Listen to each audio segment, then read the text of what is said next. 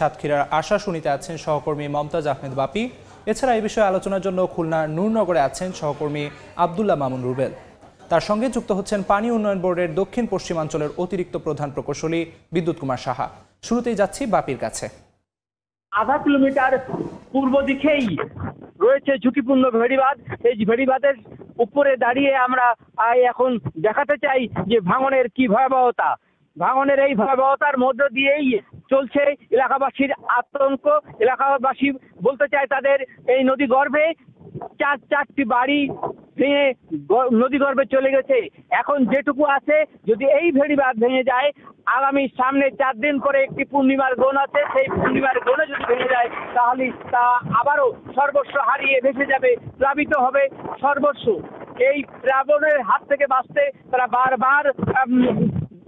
বারবার এই পানি উন্নয়ন বোর্ডের কাছে দাবি করেছে যে টেকসই ভেড়িবাঁধের। যদিও পানি উন্নয়ন বোর্ড এখানে জিও ব্যাগ ফেলার ব্যবস্থা নিয়েছে, কিছু কিছু জায়গায় পড়ছে, কিন্তু এই জোয়ারের মধ্যে যদি সম্পূর্ণভাবে মেরামত না হয় তাহলে এই ভেড়িবাঁধের অবস্থা করুণ দশা হয়ে দাঁড়াবে তাদের জীবনের জন্য।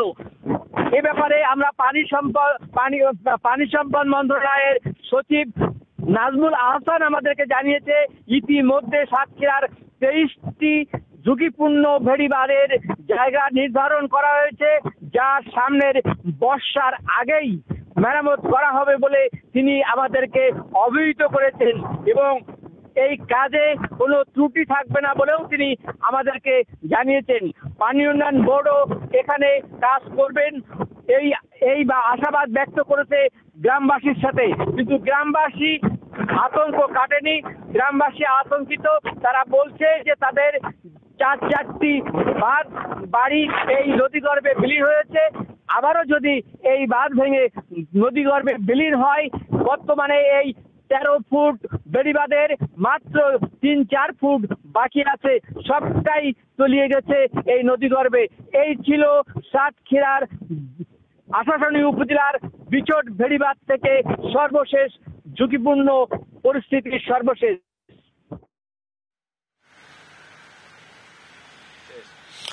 সাতক্ষীরার আশাশুনি থেকে আমাদের সহকর্মী জানাচ্ছিলেন বেড়িবাঁধ ভেঙে যাওয়ার খবর। একই রকম ভাবে কিন্তু দক্ষিণ পশ্চিমাঞ্চলের বিভিন্ন উপকূলীয় এলাকায় অন্তত 52টি পয়েন্টে বেড়িবাঁধ ঝুঁকিপূর্ণ অবস্থায় রয়েছে। এসব ঝুঁকিপূর্ণ বেড়িবাঁধ নিয়ে আসলে পানি উন্নয়ন বোর্ড কি ভাবছেন সেগুলো নিয়ে আজ আমরা কথা বলবো পানি উন্নয়ন বোর্ডের দক্ষিণ পশ্চিমাঞ্চলের অতিরিক্ত প্রধান প্রকৌশলী বিদ্যুৎ কুমার সাহার সঙ্গে। আপনাকে স্বাগত জানাচ্ছি। শুরুতে একটু জানতে চাইছিলাম যে আমরা যেটি দেখলাম যে কিছুদিন আগে সাতক্ষীরাতে একটি জায়গা ভেঙে গিয়েছে এবং একই রকম অবস্থা কিন্তু এই খুলনা বাগেরহাট সাতক্ষীরার বিভিন্ন উপকূলীয় এলাকায় নদীর পার ঘেঁষে আমরা দেখেছি কোথাও ফাটল, কোথাও ধস নেমেছে। তো এই জায়গাগুলো আসলে আপনাদের নজরে আছে কিনা, আপনারা আসলে এই কোথায় কোথায় এই কোন পয়েন্ট ভেঙেছে আপনারা জানেন কিনা? ধন্যবাদ আপনাকে। আমাদের এই দক্ষিণ পশ্চিম অঞ্চলে যে বেড়িবাঁধগুলো সেগুলো আমরা গত বছর যে ঘূর্ণিঝড় আইলার পরই আমরা এগুলোর পুনর্বাসনের উদ্যোগ নিছি এবং ইতিমধ্যে প্রায় 53 কিলোমিটার করে ফেলছি আমরা।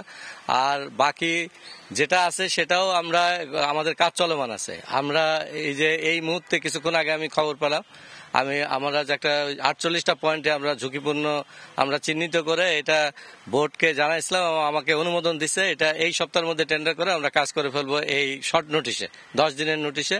এবং এই কাজগুলো আমরা এই মে মাসের শেষও লাগবে না আশা করি, তার মধ্যে আমরা করে ফেলবো। এছাড়াও আমি নিজে গতকাল কয়রা এবং পাইকগাছা ঘুরে আসছি, আমার এসি সাহেবও ঘুরে আসছে, আজকে সাতক্ষীরা আছে আমার এসি সাহেব, সবাই আমরা ফিল্ডে আছি। কোথায় কোনো সমস্যা হলে তাৎক্ষণিকভাবে আমরা ব্যবস্থা নিচ্ছি যাতে কোনো জনদুর্ভোগের সৃষ্টি না হয়। কিন্তু যেটা হচ্ছে কি, আমরা স্থানীয়দের কাছে যে অভিযোগটা আসলে বারবার পেয়ে থাকি যে আপনারা তাৎক্ষণিকভাবে যে কাজগুলো করেন সেই জায়গাতে আসলে 6 মাস বা 1 বছর পরে আবারও ভাঙন দেখা দেয়। তার মানে হচ্ছে কি কাজের মান নিয়ে কোনো প্রশ্ন থাকে কিনা বা এটি আসলে ঠিক মানসম্মত কাজ হচ্ছে কিনা? এটা আসলে মানসম্মত তো অবশ্যই হচ্ছে, কিন্তু আপনি তো জানেন যে এগুলো হচ্ছে মাটির বাঁধ, আমাদের টেকসই বেড়িবাঁধ করা প্রয়োজন। এর জন্য আমরা বিশেষ করে সাতক্ষীরা অঞ্চল এবং এই অঞ্চলে আমার দক্ষিণ পশ্চিম অঞ্চলে 10টা পোল্ডার অলরেডি স্টাডি করে ব্যাংকের অর্থায়নে এটা আগামী অর্থ বছর থেকে আমাদের কার্যক্রম শুরু হবে, এটা চলমান আছে। এছাড়া কিছু কিছু প্রকল্প, যেমন আপনি 15 পোল্ডারে যে গাবুরার আমার 29 কিলোমিটার, 14/1 কয়রার প্রায় 32-33 কিলোমিটার এম্বাঙ্কমেন্ট, এছাড়া আমার বাগেরহাটে, এই সব জায়গায় কিন্তু কাজ চলমান আছে এখন। এছাড়াও আমাদের পরিকল্পনা আছে এগুলো আস্তে আস্তে পর্যায়ক্রমে আমরা টেকসই বেড়িবাঁধে এটা রূপান্তর করব। আসলে যেটি প্রশ্ন ছিল যে এই যে বেড়িবাঁধগুলো আপনারা তাৎক্ষণিকভাবে নির্মাণ করছেন, এটি আসলে এটি আসলে খুব বেশি দিন টিকছে না কেন? আমাদের এগুলো এমার্জেন্সি বেসিসে করা হয় যাতে ভাঙে পানি না ঢুকে। এই জন্য এটা দেখা যায় যে আমাদের অরিজিনাল ডিজাইনে করতে গেলে অনেক টাকা লাগে, কিন্তু একবারে অত টাকা সংস্থান করা খুব ডিফিকাল্ট হয়ে যায়, কারণ আমার অনেক জায়গায় অ্যাড্রেস করা লাগে। এই জন্য আমরা মোটামুটি আমরা যে কাজগুলো করি এটা কিন্তু কমপক্ষে 2 বছর থেকে। আমি দেখছি তো এর আগে যখন 22-21 সালের কাজও এখনো ঠিক আছে, আমি যখন ভিজিট করছি আমি দেখছি এটা। আরেকটা বিষয় হচ্ছে, আপনি বলছিলেন যে টেকসই বেড়িবাঁধের জন্য আপনাদের যে পরিকল্পনার কথা বলছিলেন ওয়ার্ল্ড ব্যাংকের সহায়তায়, তো সেই পরিকল্পনাটা আসলে বাস্তবায়ন কবে নাগাদ হতে পারে এবং সেটি নিয়ে আপনাদের কার্যকর পদক্ষেপগুলো আসলে কি? এটা আমাদের প্রকল্প পরিচালক সাহেব ঢাকায় বসেন পানি ভবনে, উনি ওয়ার্ল্ড ব্যাংকের সাথে যোগাযোগ রাখতেছেন। জুলাই মাসে আমাদের সাথে একটা নেগোসিয়েশন হওয়ার পরে আমরা এই প্রজেক্টের কার্যক্রম শুরু হবে আশা করতেছি। জি, আপনাকে ধন্যবাদ। আসলে আমরা শুনছিলাম যে পানি উন্নয়ন বোর্ড আসলে বলছিল যে তারা আসলে এই টেকসই বেড়িবাঁধ নির্মাণের জন্য বেশ কিছু উদ্যোগ গ্রহণ করেছে, পাশাপাশি জরুরি যে সমস্ত জায়গায় বাঁধ ভেঙে গেছে সেসব জায়গায় আসলে জরুরি মেরামত করা হচ্ছে এবং তারা আসলে প্রত্যাশা করছেন যে এই জায়গাগুলো আসলে মেরামত করা গেলে উপকূলীয় অঞ্চলের মানুষের যে দুর্ভোগ সেটি আসলে অনেকটাই লাঘব হবে। তো আমার কাছে এই ছিল খুলনা থেকে উপকূলীয় এলাকায় বেড়িবাঁধ ভাঙন নিয়ে আলোচনার সবশেষ। খুলনা বিভাগের ভাঙনের ঝুঁকিতে থাকা বেড়িবাঁধের সবশেষ খবর জানাচ্ছিলেন সহকর্মীরা।